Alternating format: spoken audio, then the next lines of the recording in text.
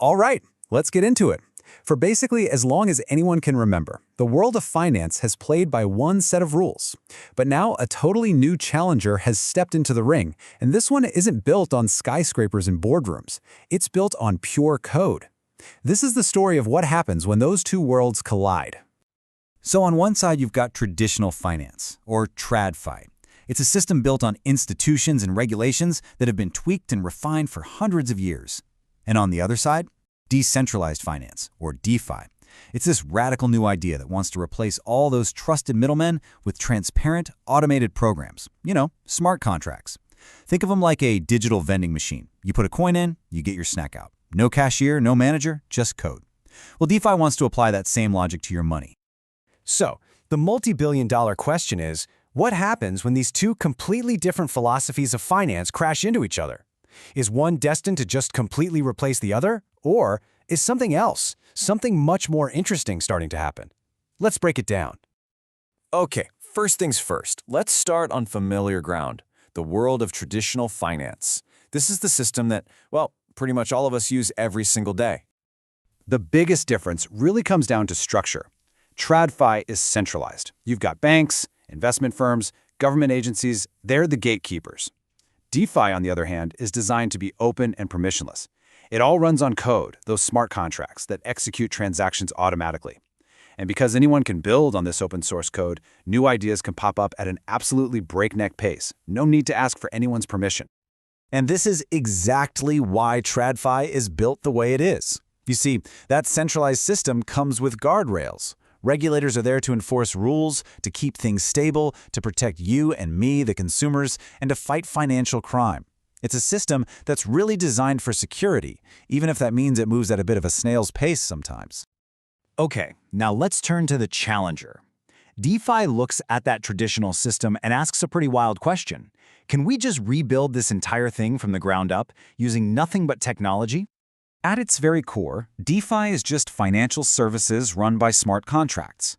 These are basically self-executing agreements where all the terms are written directly into code on a public blockchain. So, instead of calling up a broker, you interact directly with a financial protocol, which is just a fancy way of saying a set of rules that runs all by itself. And the best part? All the rules are out in the open for anyone and everyone to see. So here's a really simple example, getting a loan. In DeFi, you don't fill out an application at a bank. A lender can just deposit their crypto into a big shared pool, and they start earning interest. Then, a borrower comes along, puts up their own crypto as collateral, and they can instantly borrow from that pool. The smart contract handles everything. The interest rates, the collateral, what happens if you can't pay it back, it's all completely automatic. And this visual really tells the whole story. TradFi is a classic hub-and-spoke model, with the banks sitting right in the middle. DeFi is a peer-to-peer network where everything just happens directly. Taking out that central point of control, well, it opens up a world of both incredible promise and, as we'll see, some pretty significant peril. And that brings us right to the central tension of DeFi, doesn't it? For every single groundbreaking promise it makes, there's a matching and often very, very serious risk. I mean, the appeal is obvious. Anyone with an internet connection can tap into these services. The costs can be way lower because you're cutting out all those layers of middlemen. It offers more anonymity, and the speed of innovation is just wild, with new financial toys and tools popping up constantly. But the flip side is kind of scary. Tiny bugs in the code can lead to massive, catastrophic hacks. Anonymous developers can, and often do, just run away with everyone's money in what's known as a rug pull. In this world, leverage can make price swings absolutely insane, with no circuit breakers to stop the bleeding. And because every transaction is final, if you make a mistake or get scammed, well, there's no bank to call. It is a high-wire act with absolutely no safety net. And the scale of this whole experiment just became enormous.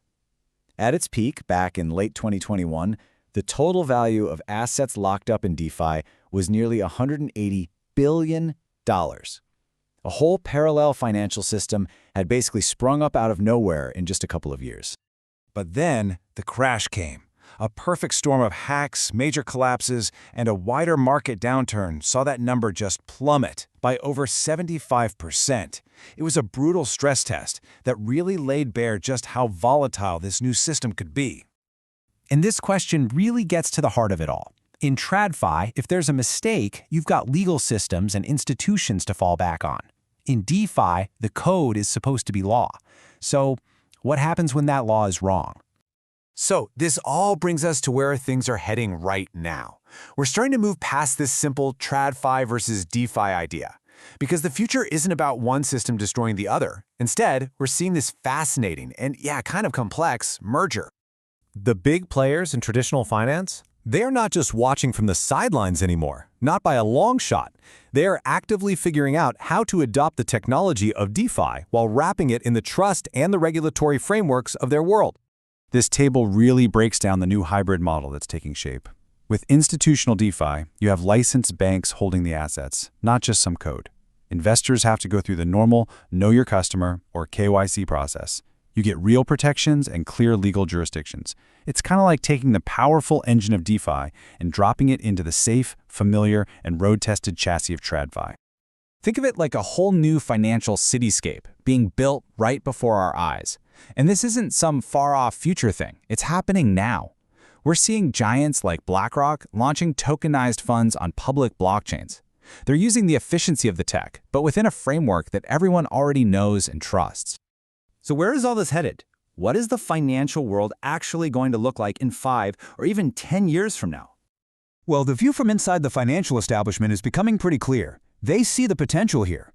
And it's not just about making the old stuff cheaper. It's about creating entirely new ways of doing business, all powered by this incredible new technology. But here's the paradox, the big irony in all of this. It's something people call the decentralization illusion. For DeFi to really go mainstream and satisfy regulators, to solve for all those scary risks we talked about, it has to bring back elements of centralization. It needs clear rules, it needs accountability, it needs trusted names. It has to trade some of its revolutionary, rebellious spirit for real-world trust. And that leaves us with this final, fascinating question. As these two worlds continue to blend together, is finance actually becoming more decentralized? Or are we just watching the idea of decentralization get absorbed and maybe even tamed by the very system it was built to replace? The answer to that is probably going to define the future of money for all of us.